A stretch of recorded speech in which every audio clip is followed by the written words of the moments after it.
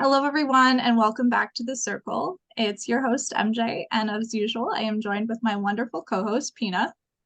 Hi, everyone. And today we are sitting in the circle with our wonderful executive director, Jackie.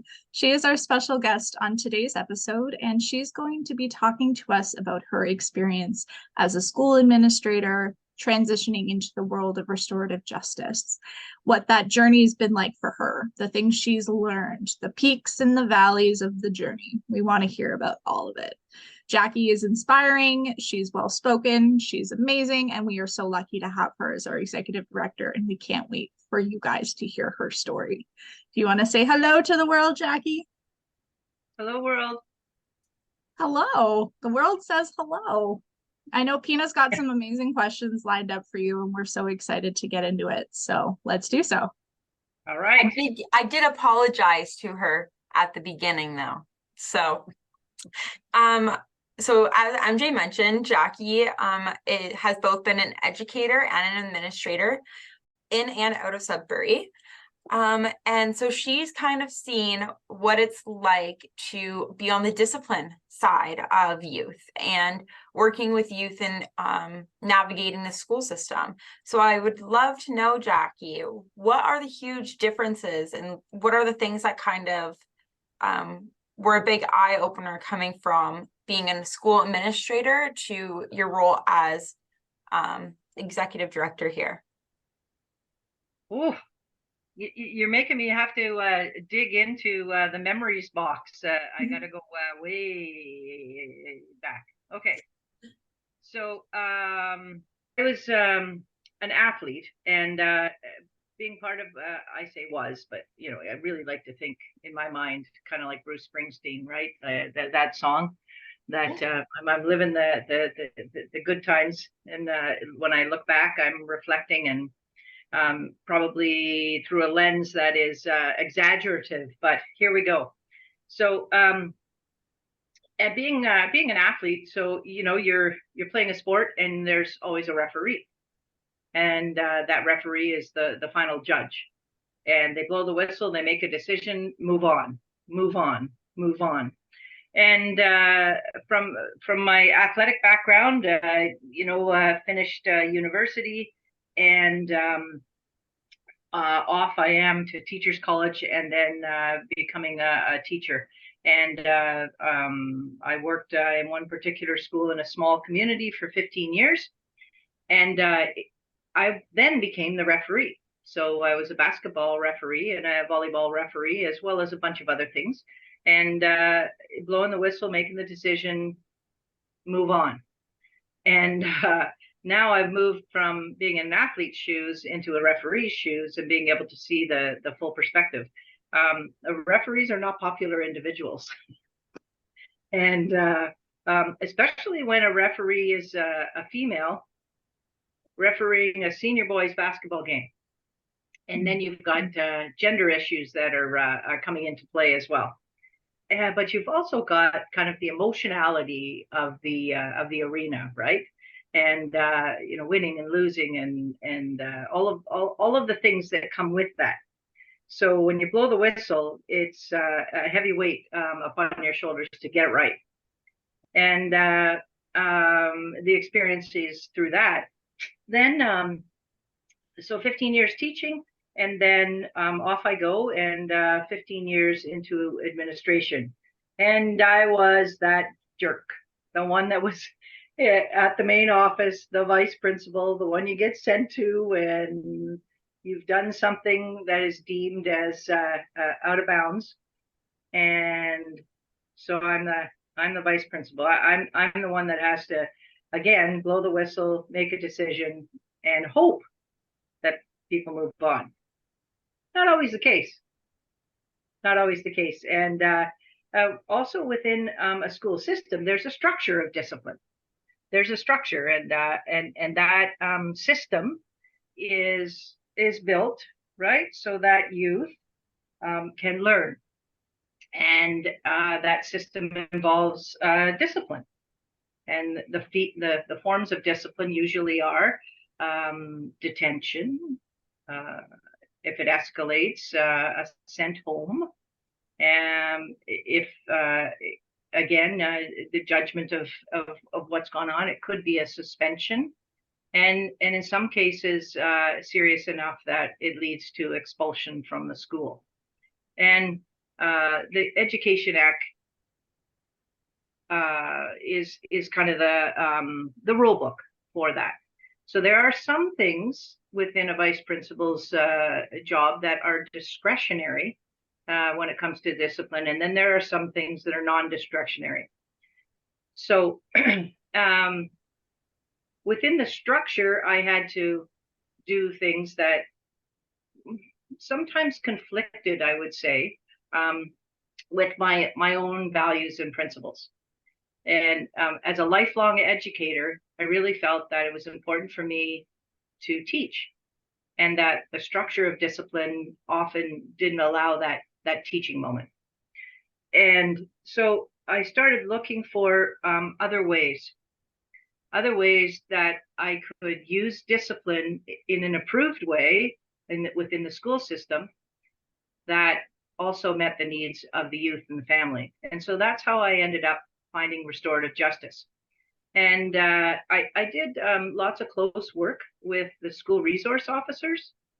And in working with the school resource officers, I actually started a program called PASS. Students can take a PASS. And PASS stands for Positive Alternatives to School Suspension.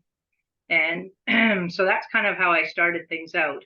And so what I did was I leaned into community services. So if a student was suspended, that the community services, the student would be referred to, it was actually a Better Beginnings, Better Future. And the school resource officer had connections. And so the youth would go there, and they would do some community work there.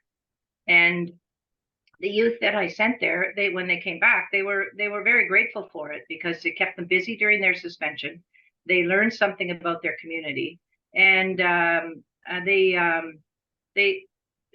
were appreciative. But again, I was leaning into the community to put the burden on them to do the education. And so again, I was looking for something better, and something that didn't put the school problem on community. And so restorative justice, the school resource officer connected me with the current executive director, and I met with her, and I really started to absorb the restorative justice practices, which is, healing the harm.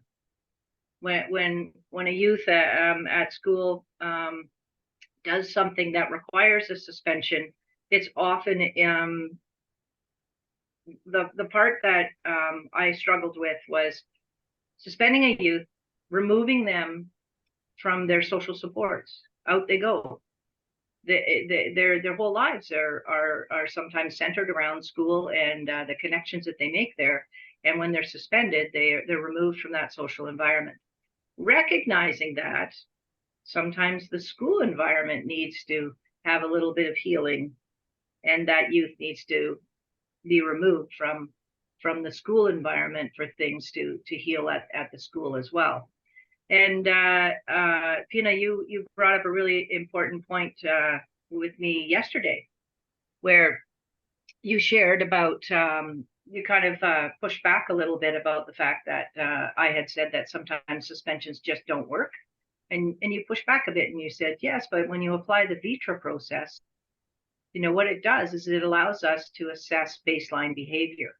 Mm-hmm. So that when a student comes to my office and they've stepped out of line according to the school code of conduct, and they get themselves into a situation where they have to be suspended, it allows us as school administrators to assess their baseline behavior. Like, is this where they are always at? Is this an escalation? Is this a one-time thing? And so it can be very complex. So restorative justice, what I did is I started to apply that to my practice, right into the actual, when you arrive at the office, you get a piece of paper and you got to fill out the piece of paper describing it. So I adjusted those whole things. And so I adjusted it to the 5 questions, which is, what happened. Describe what happened. What were you feeling at the time? What have you thought of since? Who have you harmed? Who's been impacted? And what do you think needs to be done to repair that? And it was an opportunity for me to, again, apply restorative justice practices. And I started to realize that I was getting better outcomes, less suspensions, more connectedness of the youth, not only to the office, realizing that I'm not always that jerk that does all the negative discipline, but also gets them the opportunity to reconnect with whatever and whomever the incident started with. So if it was an incident in a classroom where there was a disagreement between, let's say, a teacher, that it gave the opportunity to the youth to take a breath, to for me to inject a little bit of learnings and teachings, and then for the youth to then go and do what they need to do to repair the harm. And they have to go back into that classroom eventually. So, you know, let's get past the awkward stage and do what needs to be done for a smooth transition and restart. So that leads me into my next question, which has to do more with the students and the vibe and the environment of the school. So as an administrator, you're seeing these kids every day. So pre-restorative justice practice implementation versus post restorative justice implementation. Did you notice a difference maybe in the vibe, the energy of the students? Are they a little happier? Are you seeing less suspensions? Okay. I have to say that it was subtle. And it was subtle because you know, I'm just one. And I was transforming the way in which I was working with youth.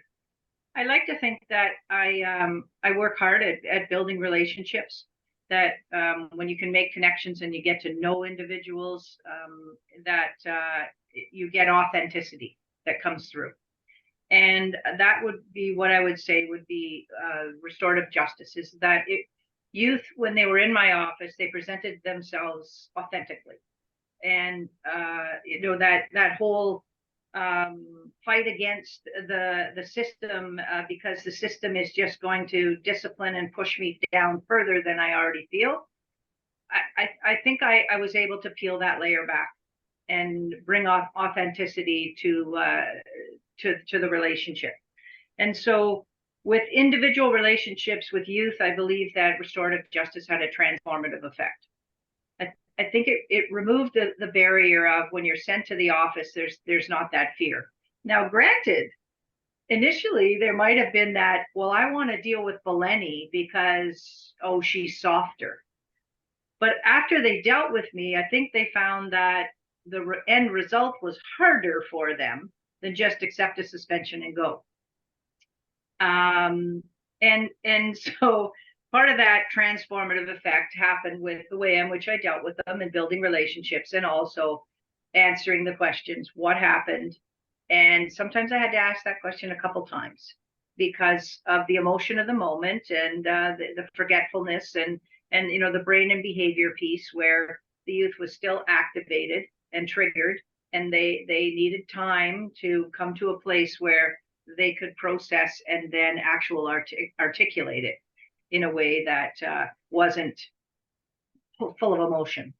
So, I mean, and that lends itself to building relationships, right? Being able to recognize when somebody is escalated, when they're dysregulated, and know that you can't relate to them when they're dysregulated, and you can't reason, right, when they're dysregulated. So transformative effect, being able to give them some time to reflect, and then working through the problem. And when they left the office, I think there was a satisfaction that they really did, they got it dealt with in a way that was respectful and was still a learning piece for them. Not a lot of, you know, and I would support them through it. Let's put it that way. So that if they were fearful of having to actually stand in front of an adult and make an apology, a verbal apology, I would mediate that. and ask them the question, ask the teacher the question, and then mediate that piece. So it was like little short bits of restorative justice mediated conferences in the whole thing. And so I would say that the effect on the entire school was subtle, and it reflected what the school is always already great at, which is building relationships between staff and students so that learning could happen. And I think that's something that we've established in our workplace as well, right? When we're having trouble with things, it's easier. Like, you've always been the person, like if I'm having trouble with a certain client or a certain it's like something going on, I can come to you, and I don't know how many phone calls you get a day of me ranting to you. But you've established that place for us to be vulnerable. And I think that's what you did with those youth, is you were establishing that area that they were able to be vulnerable, knowing that you aren't going to use it against them in any way, right? You were taking them being vulnerable as a healthy relationship that you have built with them. And I think that's something that a lot of our youth specifically now are lacking, right? Right. And part of that is that I think as a society, we need to be reflective towards what we have all been through in the last 3 years. And in particular, the enormous impact that has had on our youth. Because not only were they themselves experiencing a dramatic shift in their social circles, because school is life, that their friends are their life, and that was fractured because of lockdowns. And then you place on that their entire ways and means of learning got shifted as well. Online learning is not a strength for everybody. And so that again, dysregulates people, and youth co-regulate. So for them to manage their emotions and things, they're looking around at their environment to learn. And so they co-regulate with other people. Then you add isolation and lockdowns and learning online, that's lost. And so they're left to their own devices, so to speak, right? Their own brain and behavior and emotions. And then layer on their family members, where they're living, their parents, their guardians, they themselves are impacted by the lockdowns, and they're trying to regulate their systems and adjust. Now they have to work online. So, they can't work with kids running through the background and all of those things, although we have adjusted and we've become much more familiar with that happening and being kind to others. But that's the big piece, is that youth were dramatically impacted by all of that. And and parents were, and guardians were as well impacted by that. So that's a collective societal trauma that we have all experienced. And so it's really important to understand relationships. And now more than anything, it's more important for us, as we're coming back together, for us to not cast stones, but to cast kindness. So that leads me into my next question, actually, is what ways do you think community members can start implementing restorative justice into their lives to help build those relationships and kindness? I think restorative justice is the answer everywhere. It's the answer to discipline. It's the answer to relationships. It's the answer to resolving conflicts. Because you're right, at its core is building relationships. It's sitting down with an individual and understanding. Just yesterday, I was on a meeting in which I sit on a volunteer board, and we had a contentious issue. And I got a little activated myself. Yep, it happens. And I said something that was meant to kind of hold somebody's feet to the fire, so to speak, right? A decision was made, an action was expected, and it didn't happen. That was the way in which I did that. I felt it was contrary to restorative justice. I called the person out, but when I got more information, then I did the restorative piece, which was I reached back and said, I'm really sorry that with lack of information, I responded and reacted to something. Now that I know more, I'm going to do better. And so, I'm sorry I responded that way. We ended the meeting, and then the two of us had a conversation afterwards, in which we rebuilt the relationship. And so, we make mistakes, emotions overcome, but it's being able to acknowledge that and then repair it. Because what an uncomfortable world it is when we have, conflict with people, and then we avoid them, or we become passive aggressive with them, or right, all of those things that we've all experienced with people that we have conflict with. I'm not saying that perfect world is where everybody all gets along, because everybody has their different energies, but the point being is that lead with kindness.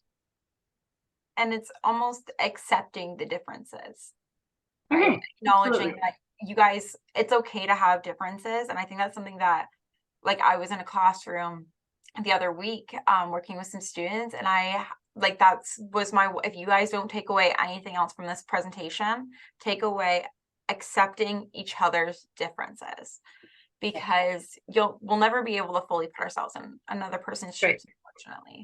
And isn't that the root of it all, right? Is that, I'm coming back to my education, but diversity is the one true thing that we all have in common. And we accept that, and we lead with that. Then we know that, maybe we'll differ on things, and maybe there will be the odd conflicts, and we won't agree. But the point is that we need to be accepting, and we need to be respectful. Absolutely. Just because you don't like someone doesn't mean you can't disrespect them. Respect them, disrespect it, yeah.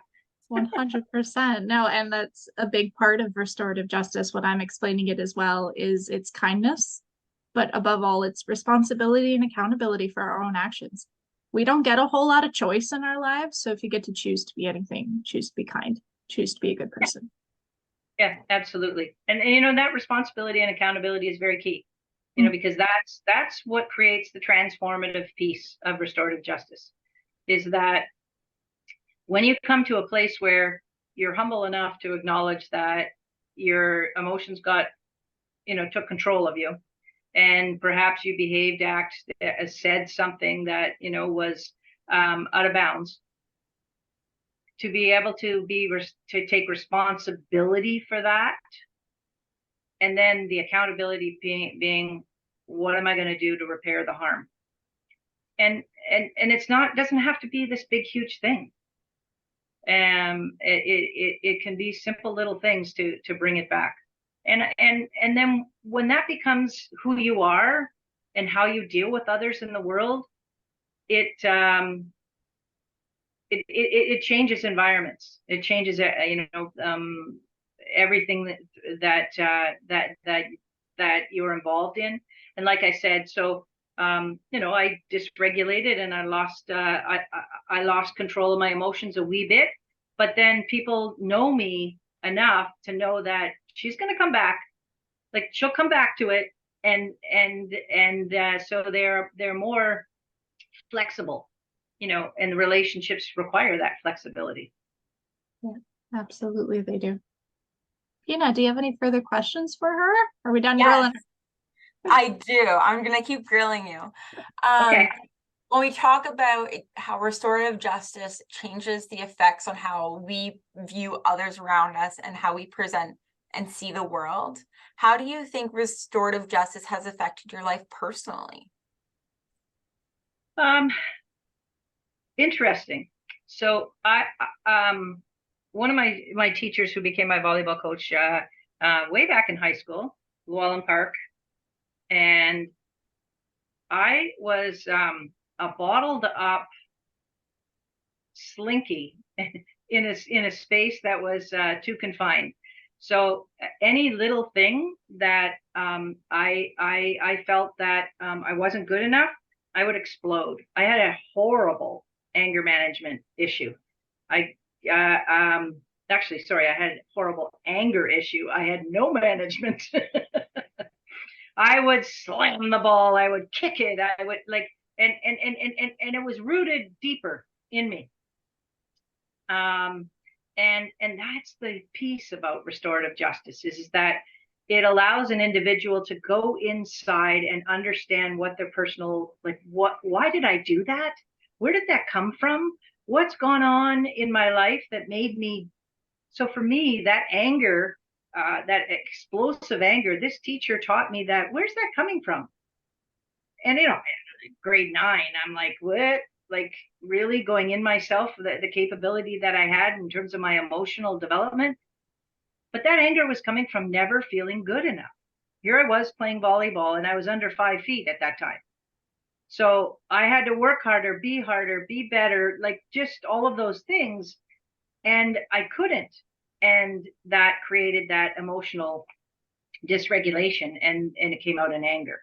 And in athletics, anger is a positive emotion, right?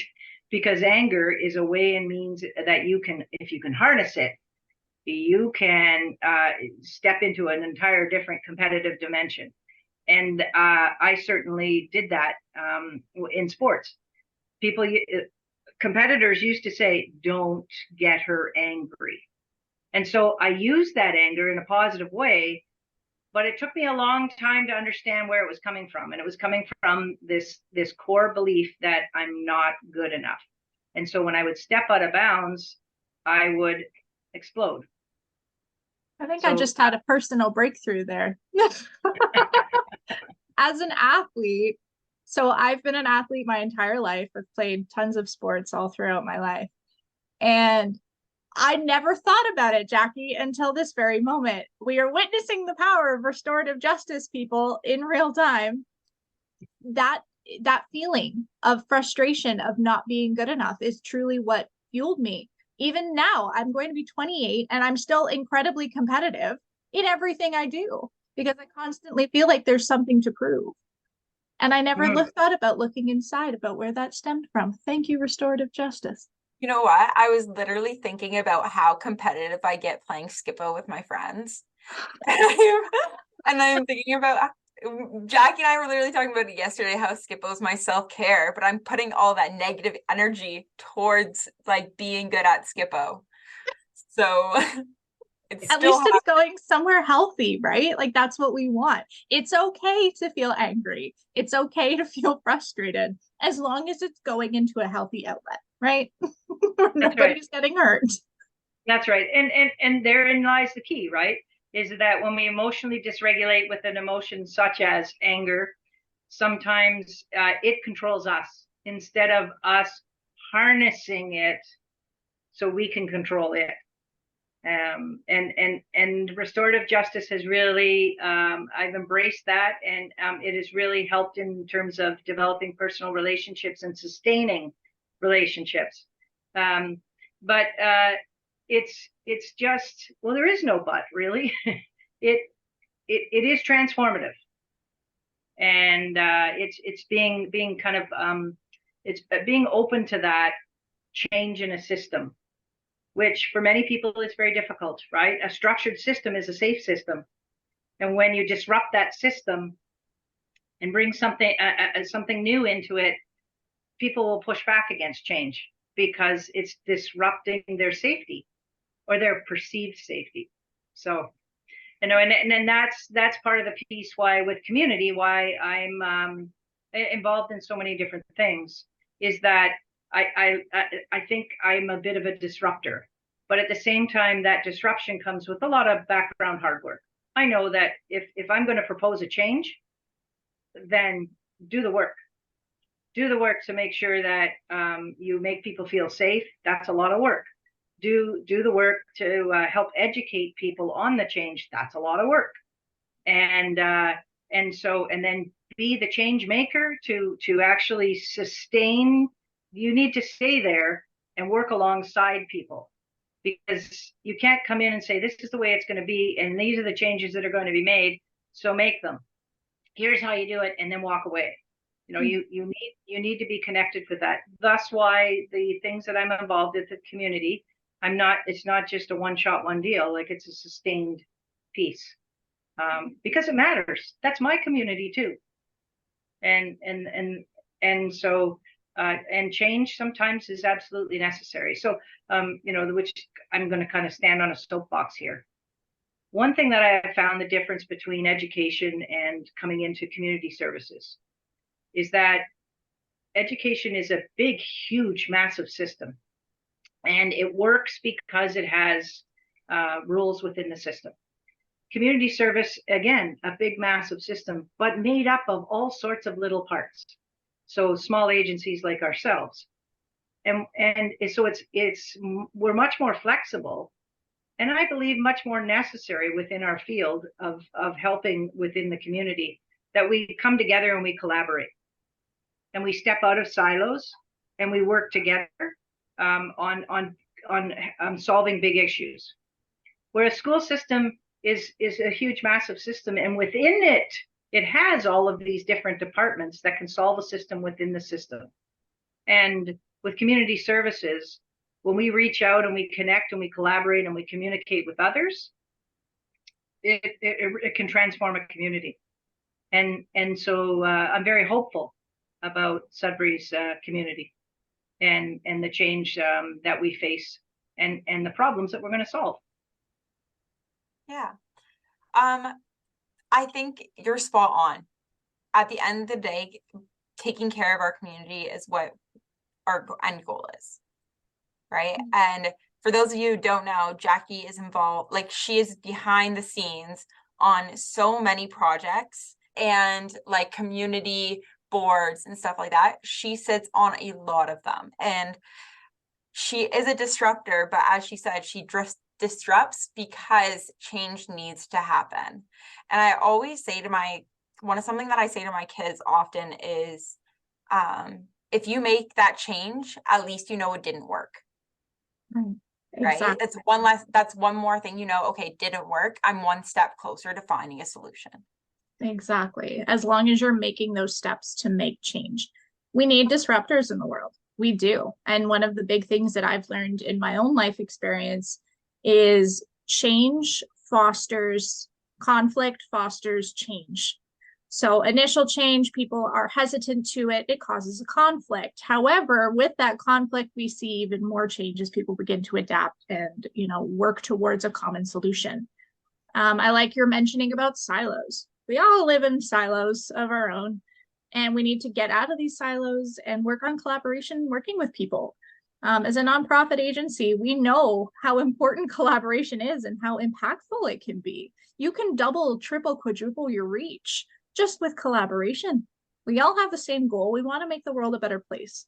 You got to start somewhere. Start in your own little silo. Pop the lid off, peek out, see who's around, see who you can collaborate in kindness with.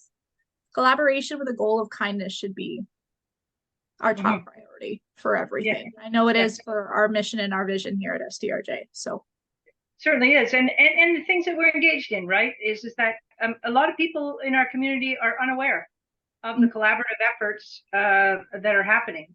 For example, like the guest speaker we had previously, Anna Barsanti and Vitra, and how Vitra is just because of the word violent threat risk assessment, people perceive it as, oh no, it's a system of punishment. No, it's the exact opposite, right? It's a circle of supportive, caring people coming together to, assist and help and help. Anna was actually the one that I was talking about the suspensions with, because she was also an educator. So it was just funny that it all kind of worked out. Now, something we do at SDRJ to help kind of peek our head out of those silos that MJ was talking about is we have a team meeting every week. And after the team meeting, something we do is called a win and wine. It kind of gives us a chance to air out our troubles and our challenges while also acknowledging the positives that are going on in our workplace and in our lives. So I think that's a good way to end our podcast today, is a little win and wine about our jobs. I think as Jackie as an executive director, like me as a program coordinator and MJ as a communications coordinator, what are our wins and wines about our jobs? MJ, you go first. I go first? Yeah. Okay. I think the biggest win, as I say all the time, anyone who follows us on socials and gets to hear me talk about it all the time, is getting to see our impact and getting to see our reach in the form of analytics, in the form of comments like shares, getting emails, getting feedback from people from all over the place saying, we love what you're doing. Or we love that episode of the podcast, or this was really helpful, really awesome resource that we were able to use and implement. That makes me so unbelievably happy being able to say that, it doesn't look like much. It could just be, I don't know, a YouTube video about cognitive distortions of all things, but it can make a difference. Just one little thing can make such a huge difference. And that in and of itself is incredibly rewarding. On top of being able to work with such amazing people like Pina and Jackie, Jackie being our mentor, Pina being the best colleague I could have ever asked for. We have this synergetic connection with one another. We work so well as a unit. When we come together, incredible things happen. Sneak peek, we are announcing some really exciting things. FYI, anybody who's listening, really excited to talk about it. Only line I think I would have is I want to be able to help everybody and I can't. And I think that that's something that a lot of agencies feel. We talked about that with our guest speaker, Kamala, a couple of weeks ago, where as an agency and as people who are empathetic and caring, we want to help as many people as we can. And we do everything in our power. But at the end of the day, sometimes it's like, I feel like I can do more. I wish I could do more. I put 110% into this, but maybe if I put 115, I could have done X, Y, Z.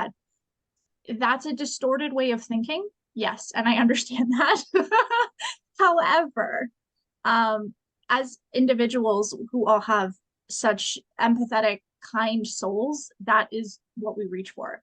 So I think that would be my only line, is feeling sometimes that no matter what, I want to be able to help everybody that I can, and I can't. And that's just something I have to deal with. But that's just a fault of my own as an individual. So I think that would be my win and wine. Pina, go for it. I blabbed. Let's do the guest speaker first there, Jackie. Your wins and wines. Pass the mic. Yep. Pass the mic. Okay. Isn't it interesting, right, how society will always kind of default to the negative, right? And that it takes us a little bit of breath and a little bit harder to have to now shift to the positive. And so I'm going to start with the negative then. So the negative in terms of the wine is that funding. Small agencies that are, making a difference are doing it on a shoestring budget. And it's always difficult to find the funding and then to write the proposals for the funding. And often the grants are structured so that you got to change what you do in order to get the money. And so it's a difficult thing for us because I want to make sure that the funding that we seek is consistent with our values and our principles of our agency. So that's my wine. My win is the momentum that we are gaining. Is that I think slowly yeah, exactly. It's the transformative movements that are happening, and I think it's aligning very much with us as a society. Is that we are yearning for, as a society, kindness. And I know I've said that word a number of times today, but that kindness creates a ripple effect. And what we are doing is transformative. I think, reflecting with people, understanding them, caring about what their experiences are, and then helping that shift towards responsibility and accountability. And the other big, huge win is that working with the two of you, the energy, the enthusiasm, you teach me every day. And it's not just the techie stuff, like how to share on Zoom. You absolutely teach me every day. And I mean, there's a huge generation difference between us. And, it's the energy and the enthusiasm and the knowledge of what your generation is bringing And talk about shifting society. It is the youth today that are going to save us. Because, and I'm going to just quote Maya Angelou here, do the best that you can. But when you know better, do better. And you two do that for me every day, is that you're helping me know better. And so I like to think that I'm doing better. So there you go. Follow that one up, Pina. I'll do my best. I'm also going to start with a negative, just because it's something that like doesn't necessarily get talked about. I think the big negative I have with this job is trying not to take home what I'm dealing with. Like, there are some things that kids tell you that, break your absolute heart, and you just want to be like MJ said before, you just want to be able to pluck them out and give them the most happiest love and support that they could ever desire. Which is a reflective of how good you are. You know that, right? It is. It's a reflection of how good you are. But that's one of the things, right? Vicarious trauma. Yeah. And it's really hard some days, right, to not think about what those kids are going through. So I have to say that's probably my whine of this job. But my win is 100% working with the both of you. And having Jackie as a boss is probably the best thing that I will ever have. Because what this woman allows me to do, like, she gives me freedom to kind of work the way I need to, and present the way I have to, and do what I can for these youth.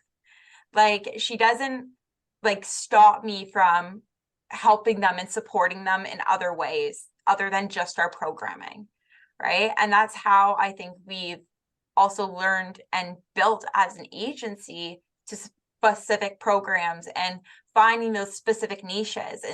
Is by you letting me work the way I need to with these youth, finding what I need to help support them.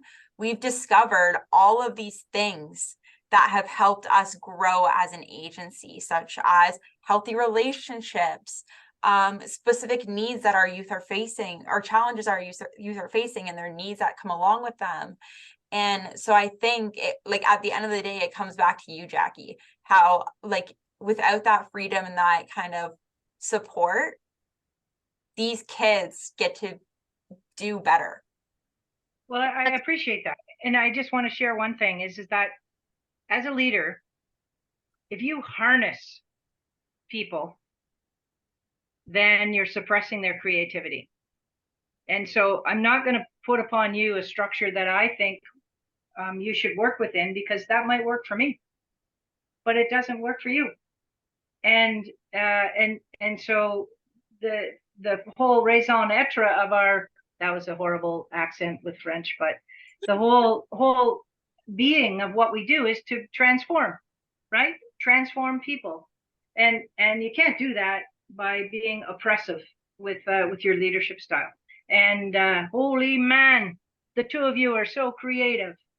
And I should say, holy woman, the two of you are so incredibly creative. And the things that you come up with and the ideas that you do, and then how you put them in motion, and the bottom line, it's transforming youth, and it's transforming our environment to bring restorative justice to the forefront. So I'm very, very appreciative for both of you and the efforts and the work that you do. Well, it brings it right back to what you were saying earlier in your role as a VP. You were known to be kind, and you were known to have openness, and people felt welcome in your presence. And I'm happy to say that has not changed. That has not changed.